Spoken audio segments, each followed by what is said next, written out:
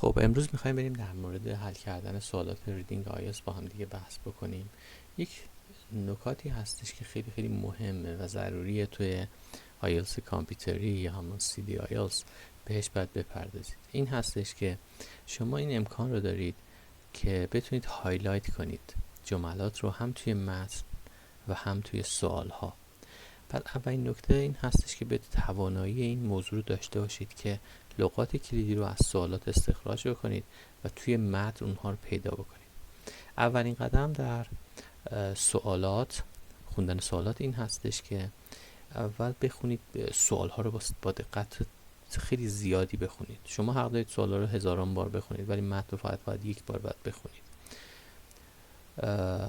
برای این کار ابتدا سوال رو به صورت کامل میخونید تا جا خالی اول. اگه جا خالی اول تمام نشده مثل این سوال ادامه میدید تا مثلا کلمه however که قبلش نقطه هستش.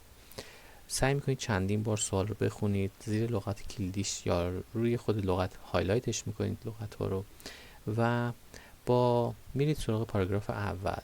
سریع شروع میکنید به خوندن. نمیدونم با چه سرعتی میخونید، هرچقدر سرعتتون بیشتر باشه سریعتر به موضوع و مفهوم میرسید. وقتی که رسید تقریبا به موضوعی که مشابه هست، تقریبا برای سوال 18 مثلا، یه مقدار سرعتتون رو کم میکنید. دوباره میان سوال 18 رو با دقت میخونید.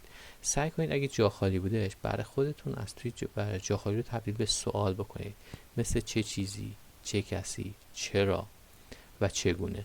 همه اینها باعث میشه که شما به مرور زمان یاد بگیرید که چگونه به سوالات پاسخ بدید. دقت بکنید، با یک شب دو شب تمرین کردن ریدینگ رو نمیتونید تقویت بکنید و نمره خوب و مطلوب رو کسب بکنید. حتما باید یک برنامه منظم داشته باشید برای این کار.